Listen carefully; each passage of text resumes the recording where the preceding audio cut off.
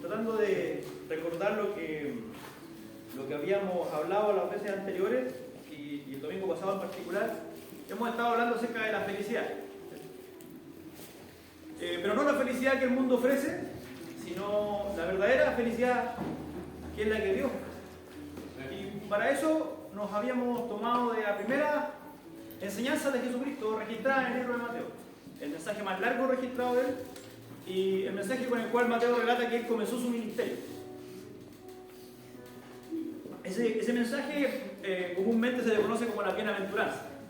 Y ya lo hemos dicho muchas veces, pero no es menos importante recordarlo.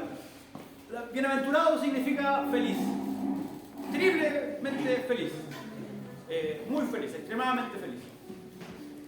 Entonces, si Jesús parte su ministerio, parte su primer mensaje, parte todo lo que él expuso respecto al Evangelio, hablando acerca de la felicidad del hombre y de la mujer, creo que es necesario que no lo perdamos de vista y que tomemos un tiempo para reflexionar. Y en ese sentido me he comprometido con usted a poder venir a reflexionar cada una de esas bienaventuranzas y a esta altura ya llegamos a la segunda. Y les voy a pedir que, sin más, vamos ahí. Les pido por favor que abran su Biblia en Mateo, capítulo 5, versículo 1 al 4. La semana pasada, como ya decía, hablamos acerca de la primera bienaventuranza, bienaventurados los pobres en espíritu, porque de ellos es el reino de los cielos. Entendíamos, ¿cierto?, que esa pobreza a la que se refiere no es la pobreza material, ni la pobreza emocional. La pobreza espiritual es la condición que todos los hombres y todas las mujeres de este mundo compartimos, que es esa distancia del Señor. El que nacemos y vivimos en el pecado, y el pecado nos condena a la muerte, y la muerte nos mantiene lejos de Dios. Pero Dios, que en rico en misericordia, nos dio a su Hijo, y por medio de él recibimos el perdón de nuestros pecados, y ahora que los que éramos pobres y los que hemos venido a humillarnos delante de él en humildad, el Señor nos bendice con su perdón y nos da el privilegio de ser hechos hijos de Dios. Ellos, y solo ellos, esa clase de pobre en espíritu, aquel que ha venido a refugiarse en Jesucristo, solo ellos pueden ser felices. Y lo que la segunda bienaventuranza nos viene a enseñar está extremadamente relacionado, íntimamente vinculado con la primera bienaventuranza. Y les voy a pedir que lo leamos, por favor. Del versículo 1. Viendo la multitud, Jesús subió al monte y sentándose, vinieron a él sus discípulos. Y abriendo su boca les enseñaba diciendo: bienaventurados los pobres en espíritu, porque de ellos es el reino de los cielos. Bienaventurados los que lloran, porque ellos recibirán consolación. Como decía, la vinculación que hay entre la pobreza en espíritu y la segunda bienaventuranza respecto de los que lloramos están muy unidas y lo vamos a compartir, lo vamos a conversar adelante. Pero primero, quisiera partir con algunas precisiones. Porque aunque este pasaje parece ser tan amplio como el de la pobreza en espíritu, Jesús está una vez más cumpliendo lo que de él se había dicho y las promesas que Dios había hecho por sus profetas en el Antiguo Testamento. De manera que no está hablándose aquí de todo el lloro. Llorar en sí mismo no es bueno ni es malo. Y para empezar, como digo, quisiera descartar 3 formas de llanto que no son aquellas a las que se refiere el Señor en este pasaje. La más abyecta, la peor de todas formas de llanto es, podríamos decir así, el llanto pecaminoso. Aquellas personas que, por ejemplo, de rabia, de impotencia por su maldad, lloran. De rabia. No es algo bueno.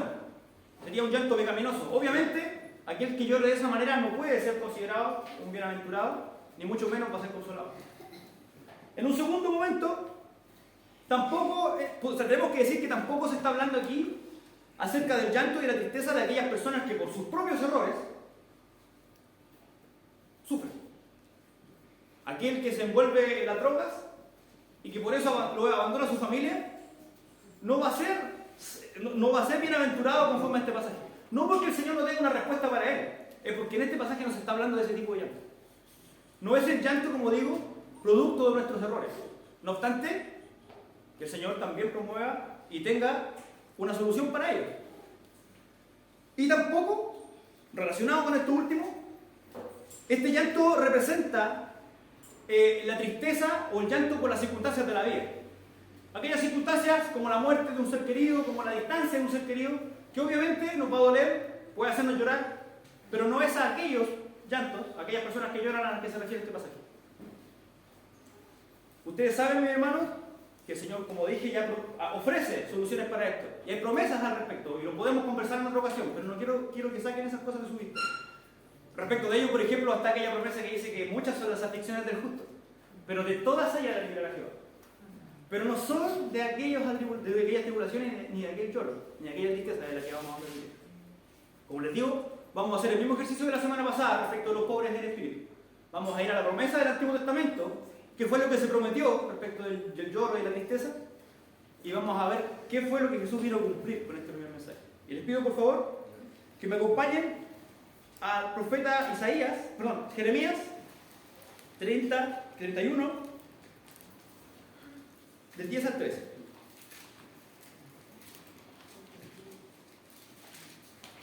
Como ustedes saben, por un asunto de tiempo no podemos revisar todas las profecías, pero sí hay una profecía que es numerosa en el Antiguo Testamento respecto de la promesa del Señor, que Él iba a enjugar toda lágrima y que Él iba a transformar nuestro lloro, nuestra tristeza en alegría. Hay múltiples promesas en ese sentido. Pero, por razones del tiempo, solamente me voy a referir a una, quizás dos, pasajes que hablan acerca de ello. Leámoslo juntos. Jeremías 31, del 10 en adelante. El Señor está diciendo a través de su profeta: oíd palabra de Jehová, oh naciones, y hacedlo saber a las costas que están lejos. Y decid: Él que esparció a Israel lo reunirá y guardará como un pastor a su rebaño. Porque Jehová redimió a Jacob, lo redimió de la mano del que era más fuerte que él. Y vendrán con gritos de gozo en lo alto de Sión y correrán al bien de Jehová, al pan, al vino, al aceite y al ganado de las ovejas y de las vacas, y su alma será como el huerto de riego, y nunca mantendrán dolor. Y entonces la Virgen se alegrará en la danza, los jóvenes y los viejos juntamente, y cambiaré su lloro en gozo, y consolaré y les alegraré de su dolor. Esta promesa, como ya digo, es la que Jesús está cumpliendo cuando le está diciendo que van a ser felices aquellos que lloran. Aquellos que en un momento han tenido dolor, están pasando un sufrimiento, y Él los va a consolar. Pero como les digo, tenemos que precisar entonces cuál es ese sufrimiento, o cuál es la fuente, cuál es la razón por la que nosotros lloramos, pero que no es, insisto, ni nuestro pecado, ni nuestros errores, ni las circunstancias de la vida. Y para eso vamos a ayudarnos de la siguiente profecía, que está en Isaías, por favor, brevemente. Isaías 40, 1 y 2. Los profetas Isaías y Jeremías fueron especialmente precisos respecto de esta clase de profecías. Ellos hablaron acerca del consuelo que vendría, de las aflicciones que sufría el pueblo, y de cómo el Señor prometía que hacia el futuro le volvería ese gozo, esa tristeza a ese gozo. Isaías 40, versículos 1 y 2. Consolaos, pueblo mío, dice vuestro Dios. Hablad al corazón de Jerusalén y decidle a voces que su tiempo ya se ha cumplido, que su pecado es perdonado, que doble ha recibido de la mano de Jehová por todos sus pecados. Este pasaje ya nos muestra hacia dónde nos dirigimos. La tristeza a la que Jesús está haciendo alusión es la misma tristeza o el mismo origen de donde viene la pobreza en el espíritu. La pobreza producto de nuestro pecado. Y todos los que hemos nacido de nuevo, se supone que en un principio hemos llegado a sus caminos guiados, ¿no?, por esta tristeza, por este dolor que provocan nuestros propios pecados, y por lo que el Señor está diciendo que ese dolor que nuestro pecado nos ha ocasionado, el dolor que nos ha ocasionado estar muertos espiritualmente, nos acerca ahora a su presencia, nos acerca ahora a su perdón, y nos acerca ahora a su misericordia. Dios había prometido consolar a su pueblo y había prometido enjugar todas esas lágrimas. Pero todavía no definimos bien, no definimos con claridad por qué lloraban, Como ya le decía, el versículo 2 del capítulo 40 de Isaías ya nos mostraba esa luz, el pecado. Es el pecado y no otra cosa la razón por la que nosotros lloramos. Y el llanto por el que el Señor está diciendo en este pasaje que nos iba a consolar. Porque la condición de la pobreza espiritual es el punto de partida de toda vida cristiana.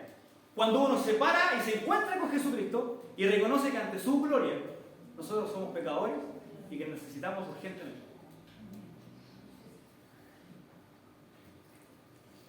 Cuando un corazón nace de nuevo, ve su condición, llora por ella, se conmueve por ella y se arrepiente. Por eso digo, el principio de toda vida cristiana parte con este tipo de tristeza. Con la tristeza, insisto, que viene por nuestro pecado, que viene por la vida, por la pobreza en la que nosotros vivíamos antes. A esta tristeza, el apóstol Pablo le llama la tristeza que es según Dios.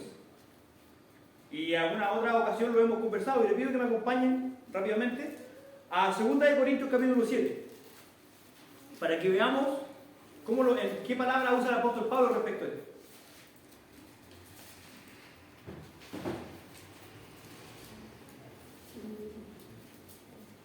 2 Corintios 7,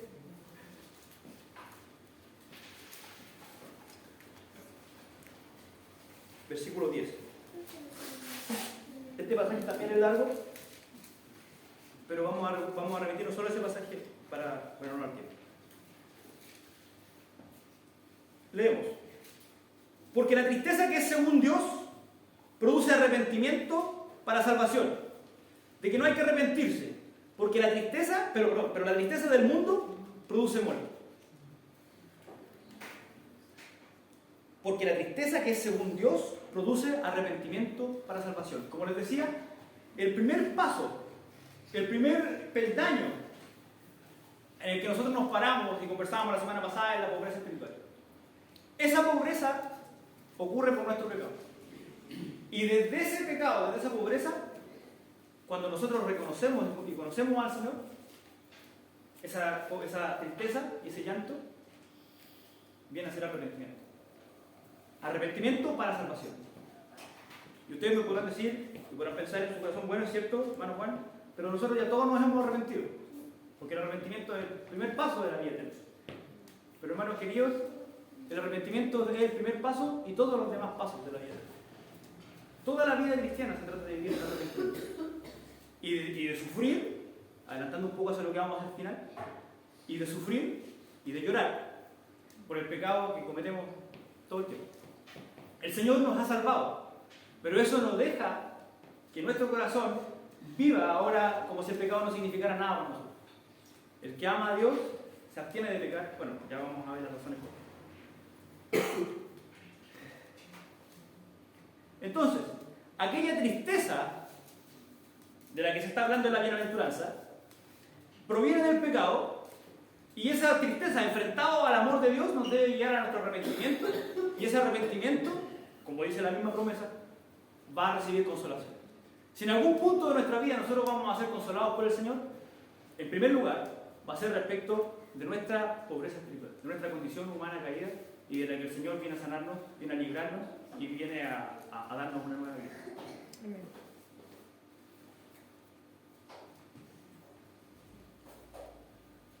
Entonces, yo quisiera hacer una pregunta, que es, ¿cómo te sientes tú respecto del pecado que cometes a diario? Porque esa relación, ese sentimiento respecto a tu pecado es la primera muestra indeleble de la obra del Espíritu Santo en tu vida. ¿Significa algo para ti el pecado que tú cometes? ¿Te entristece? Porque debería significar un peso.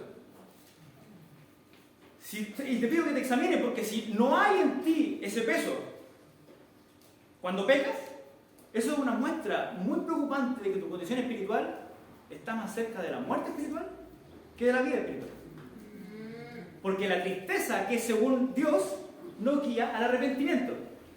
Y porque la tristeza que según Dios precisamente tiene su origen en ese pecado. Que si bien es cierto Jesús murió y ya pagó por él y nosotros lo hemos recibido en su gracia, todavía nos acecha, todavía nos asedia y todavía nos pesa. Entonces piensa un momento. ¿Cómo es tu relación con ese pecado? Lo que sea que a ti te acoge. Robar, mentir.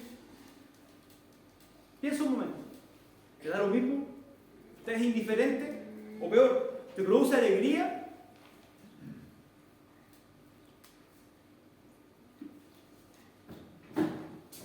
Como ya decíamos, el primer signo de la vida cristiana, o el primer paso para recibir al Señor, es el arrepentimiento. Eso lo vemos en Hechos, por ejemplo, cuando predica el apóstol Pedro.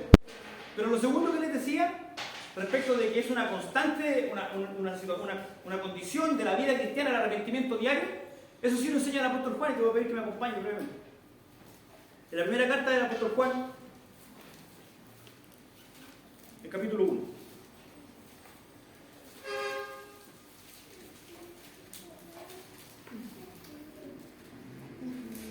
Vamos a leer los versículos 8 al 10. Si decimos que no tenemos pecado, nos engañamos a nosotros mismos y la verdad no está en nosotros.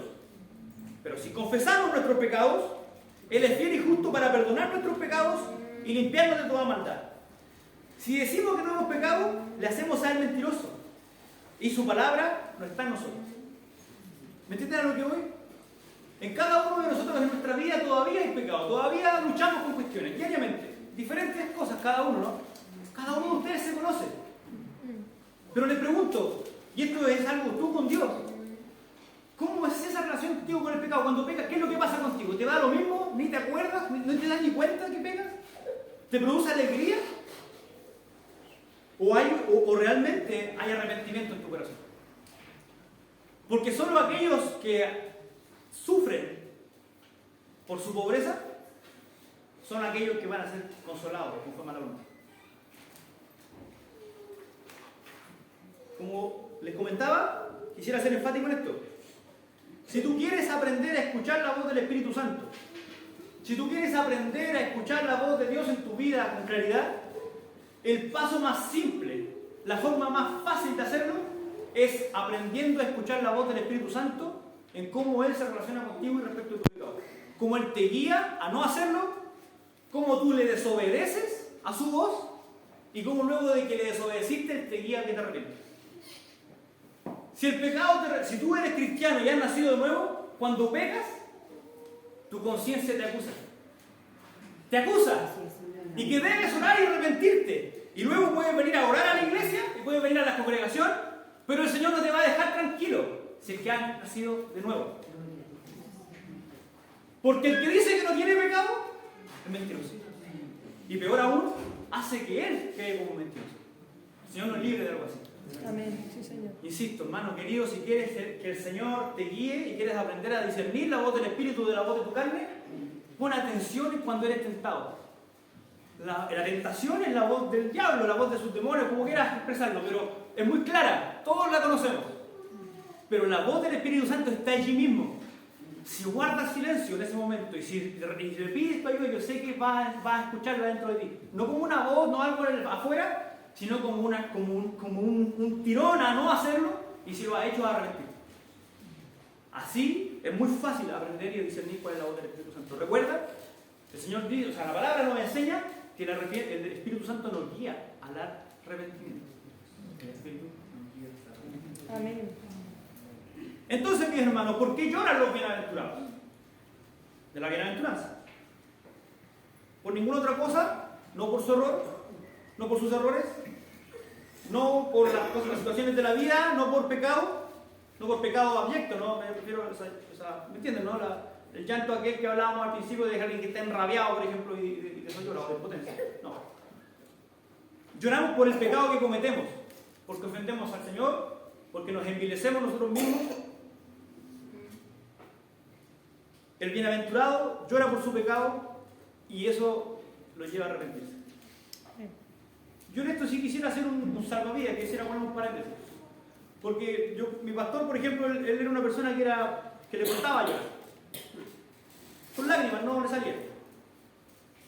Y a lo mejor entre ustedes hay personas que no son muy dadas a llorar. Pero no quiero que piensen que ustedes están por eso reprobados o que eso está mal. Pero recuerde que es cierto que no todos lloramos eternamente, pero cuando pecamos sí tiene que haber tristeza en tu corazón. Tiene que haber un peso sobre ti respecto de lo que has hecho mal. Tiene que haber una carga respecto a lo que hiciste y eso te tiene que guiar a arrepentirte de Dios. Insisto, no se trata de las lágrimas. Ojalá, tal vez sean buenas las lágrimas, porque sí lo establecen. Pero por último, si no eres bueno llorando, pregúntate, examínate si acaso tu corazón o no llora, si tu corazón sufre por pecar.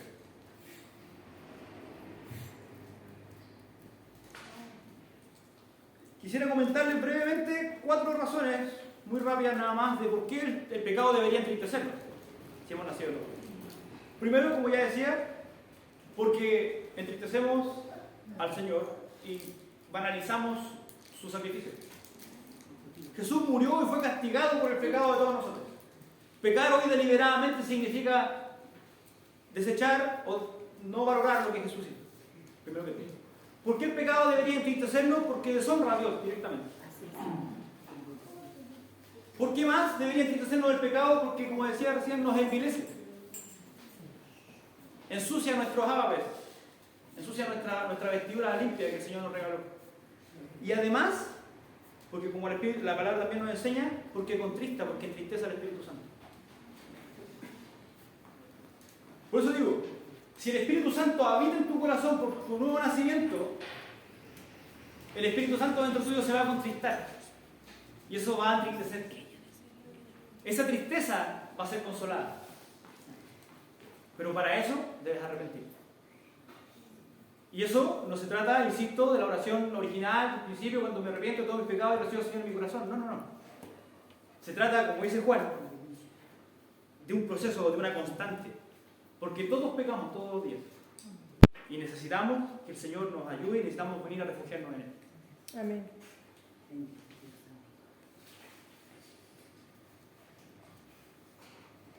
¿Te entristece pecar? Insisto sobre eso. Examínate un momento. ¿Te entristece pecar?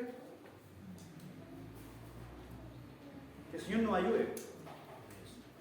Oremos por eso, ¿no? Oramos la otra vez, el Señor nos enseña a orar. Oramos por el Señor que nos enseñe a tener fe, que el Señor nos enseñe, que el Señor nos ayude a arrepentirnos.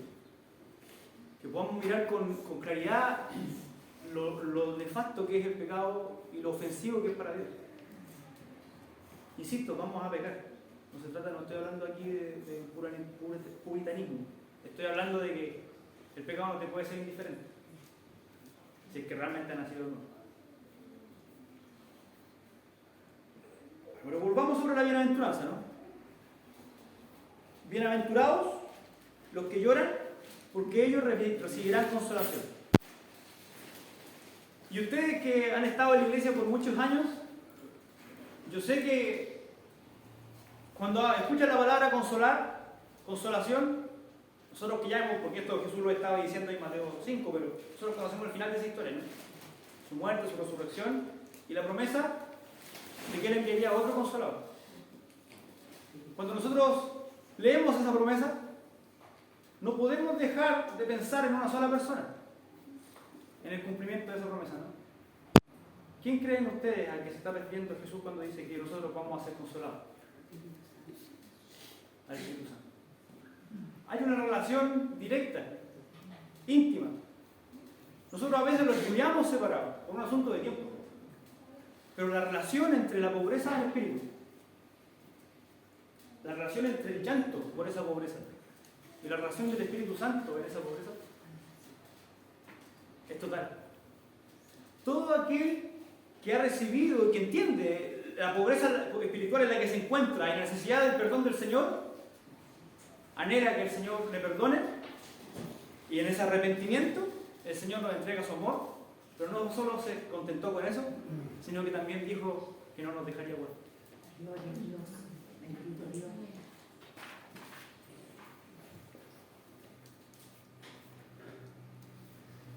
Felices los que lloran porque ellos serán consolados.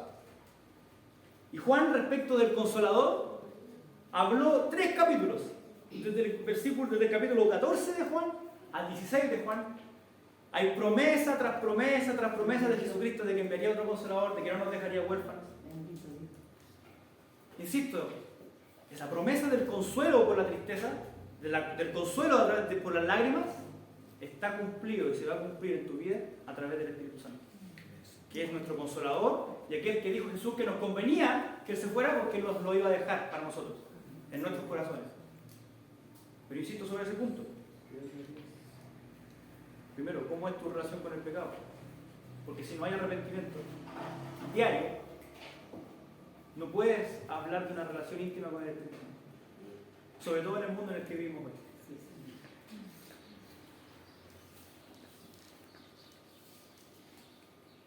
El consuelo, entonces, viene del Espíritu Santo.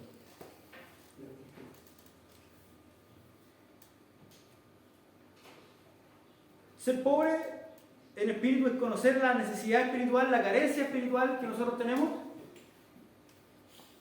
por el pecado que cometemos, que hemos cometido, y la humildad de correr al Señor para ser saciados de ello. Es cierto, en nosotros no hay nada que podamos ofrecer espiritualmente. Esa es la pobreza, la muerte total. Pero el Señor prometió que si nosotros nos arrepentíamos y el Señor hacía esa obra en nosotros, Él mantendría su espíritu a estar en nosotros. Pero insisto sobre esto. Lo primero que hay que hacer para que esto suceda es reconocer esa pobreza espiritual. Luego, dejar que el Señor nos entristezca, como decía el apóstol Pablo, con esa tristeza que es según Dios. Y luego de eso, arrepentidos ya, pedir al Señor que nos llene. La condición espiritual de pobreza es triste, porque depende de nosotros. Pero la riqueza de Jesucristo está reservada y está dada gratuitamente para todos aquellos que la buscan y que la piden. El Espíritu Santo dice el Señor que se nos da sin medida. Es su persona para nosotros. Pero eso, insisto, parte primero de un corazón vacío, de un corazón pobre, de un corazón arrepentido. Y eso es una condición que no se hace una vez, no es una oración de una vez, sino que es una actitud de la vida. El arrepentimiento humano no es el primer paso de la salvación. El arrepentimiento son todos los pasos de la vida cristiana. Porque todos los días pecamos y tenemos necesidad del Señor diariamente.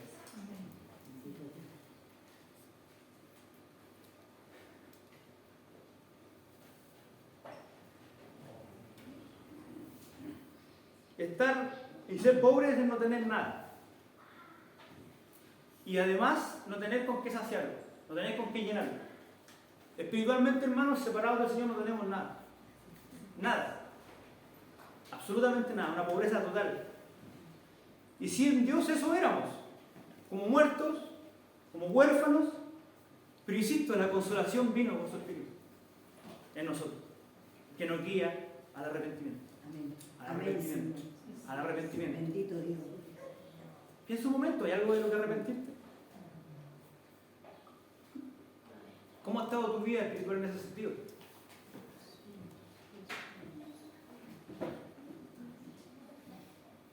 Porque lo que el Señor quiere de nosotros no es pobreza. Recuerden que lo que hablábamos la semana pasada no es que nosotros nos alegremos en ser pobres en espíritu. Nos alegramos en que Jesús proveyó todo para que ahora ya en esa condición, en ese reconocimiento, en ese arrepentimiento de nuestra vida, de nuestra pobreza espiritual, para que el Señor nos pudiese dar suficiente, gratuitamente, para todos. En el mismo sentido, nosotros no nos alegramos porque lloramos, porque somos pobres. Nosotros nos alegramos en que el Señor dejó su consolador con nosotros. Amén. Para que a través de Él podamos vivir una vida santa. En la santidad de que conversamos hace unas semanas atrás, ¿no es verdad? Aquella santidad que no es otra cosa sino de compartir con el Señor. Pero para estar con Él no hay que ofenderle, hermanos míos. Y para estar con Él, si te has arrepentido, si le has pecado, debes arrepentirte, que es lo que dice el apóstol Juan. Porque Él es fiel y justo para perdonarte, pero tienes primero que tú arrepentirte. Amén.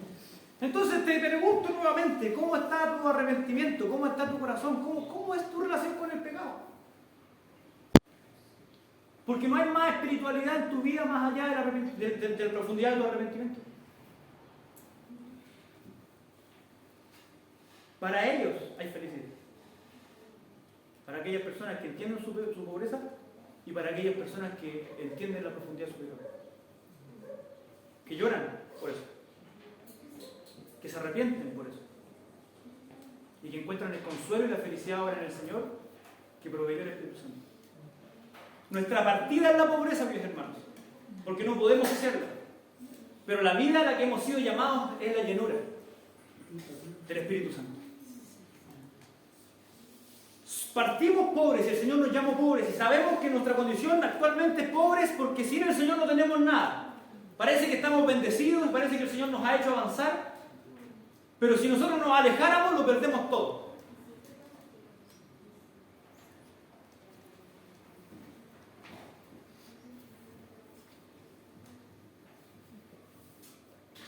Aleluya. Gloria.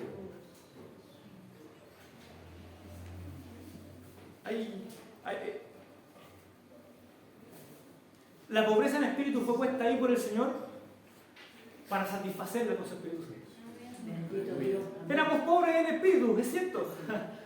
Somos pobres aún. Pero habiendo el Señor derramado su Espíritu Santo en nosotros, ahora hay llenura a donde había pobreza. Ahora hay sabiduría donde había tontería. Ahora hay santidad allí donde había pecado. Y a donde había gozo y felicidad del mundo, en nosotros hoy día hay arrepentimiento y lágrimas. Lágrimas, la tristeza que es según Dios para el arrepentimiento. Permítanme hacer un punto más así como hay una felicidad que el Señor ofrece que es genuina y hay una felicidad que ofrece el mundo que es falsa, hay una felicidad, o sea, hay una tristeza que es de Dios. Pero el apóstol Pablo decía que hay una tristeza que es del mundo al final del versículo 10. Libre de esa tristeza que es para muerte. No se trata de tener conmiseración, de decir pobrecito de mí, sufriente, nada me quiere. No es esa tristeza la que debe albergar tu corazón, sino aquella tristeza que te lleva solamente a arrepentirte, que solamente tiene que ver con tu relación con el Señor. La verdadera tristeza no es algo malo, hermanos, igual que el vacío del que hablábamos hace un tiempo. Eso nos ayuda, nos arrastra al Señor. Porque no hay felicidad si ese vacío no se llena, y no hay felicidad si esas lágrimas no se enjugan. Porque la alegría del cristiano está en que esas lágrimas sean consoladas por la gloriosa presencia del Espíritu Santo en nuestra vida. Pero esa presencia no va a venir a menos que haya arrepentimiento. Así es, Señor. No pecado, fíjate bien. Porque si fuese por el pecado, ninguno podría tener llenura del Espíritu Santo. Pero como no depende de lo que nosotros hacemos, sino que depende de lo que el Señor nos dio, Amén. lo único que se requiere de nosotros es arrepentimiento para salvación. ¿Te arrepientes de esa forma? ¿Te pesa el pecado? Porque el pecado ofende a tu Salvador. Porque tu distancia le denigra, le abofetea. Debemos luchar contra el pecado a capa y espada. Y debemos sufrir si necesario. Debemos sufrir por no hacerlo y arrepentirnos hasta las lágrimas. Pídele al Señor que te ayude a arrepentirte así. Si no lo sientes, no lo ves, pídele al Señor nacer de nuevo si es necesario. Pero preocúpate si el pecado no significa nada para ti.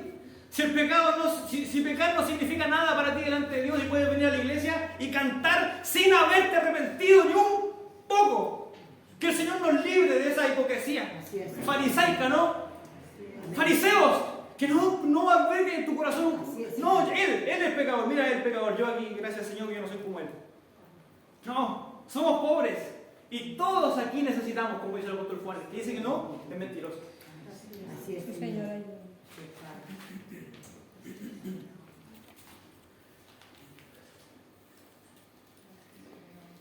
No quiero que lo busquen, pero para los que anotan, quisiera terminar reflexionando acerca de lo que dice el apóstol Pablo en 2 Corintios 6, 10.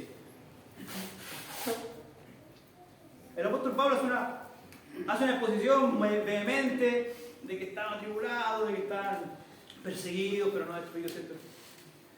Y hacia el final, en el versículo 10, dice: como entristecidos, pero siempre gozosos. Porque como les digo, la pobreza espiritual y las lágrimas deben estar en nuestro corazón no para afligirnos, no como un peso, sino como un motivo principal de nuestra felicidad. Qué contrasentido, ¿no? El mundo lo que ofrece es risa, risa, risa para ser feliz. Lo que el Señor ofrece es primero lágrimas para ser feliz. Lágrimas de arrepentimiento para ser feliz. El Señor no tiene nada que ver con el mundo, hermano. Entonces dice que nosotros estamos como entristecidos, es verdad, ¿no? Si me vieran ahora sin lágrimas, que si yo nadie pensaría que estoy feliz en el mundo. Pero estamos siempre gozosos. No por nosotros mismos, no por nuestra propia alegría, no por pasarlo bien, sino porque hemos venido a refugiarnos al castillo eterno, a la roca que no se mueve. Sí, Señor Santo. Gloria a Dios. Alabanza a su nombre, Rey. Gracias, Señor. En nosotros tiene que habitar, hermano mío, una doble conciencia. Tristes, vivimos tristes por el pecado, llorando por el pecado, pero alegres por el perdón. Felices por el perdón. No pecamos, ¿me entiendes? Por eso no pecamos, porque nos produce tristeza.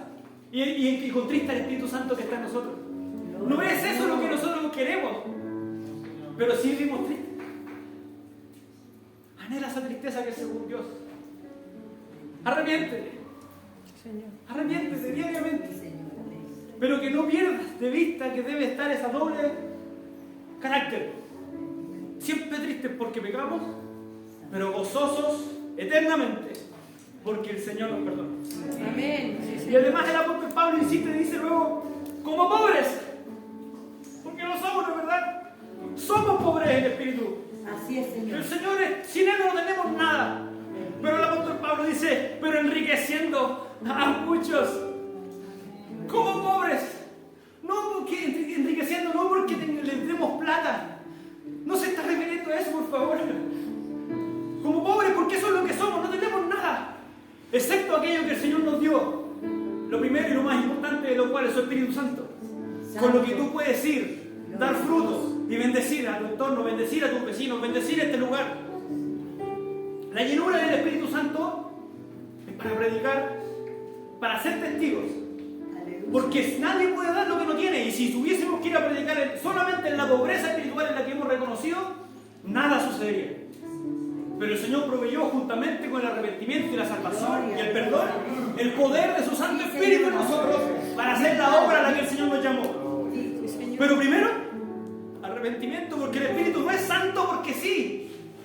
El Espíritu Santo es santo porque allí habita. Él no corazones puros, simplemente porque pueden, la carne no puede, sino corazones purificados con la sangre del Cordero.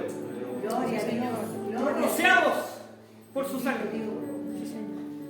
Perdón para arrepentimiento, arrepentimiento para salvación, salvación para servir y servir para traer más gloria al Señor, para que otros reconozcan, para que haya perdón y haya arrepentimiento y más gloria al Señor y así siga ese círculo creciente.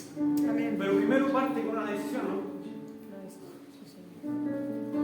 Igual que nuestro novio, cuando Moisés se paró delante del pueblo y dijo, hay dos caminos. Cumplan la ley y vivirán.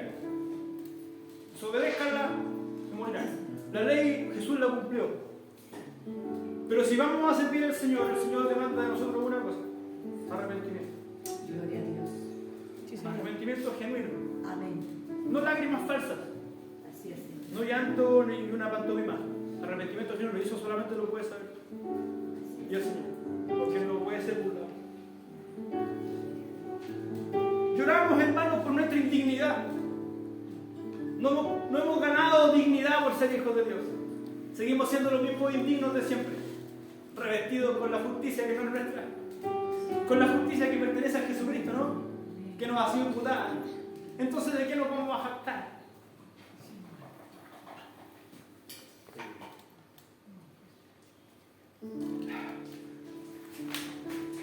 ¿Quieres hacer la obra del Señor? Saliendo un poco ya de tu vida, no voy habiendo recibido el arrepentimiento. ¿Quisieras tú servirle? Responde ahí en silencio. Aleluya, amén. ¿Quisieras servirle? ¿Quisieras seguir sirviéndole para los que ya hemos empezado? Gloria a Dios. Debe ser lleno del Espíritu Santo porque eres un pobre, que no tiene nada que entregar a nadie. Santo. Así es, Señor. Tienes que arrepentirte, tienes que buscarle.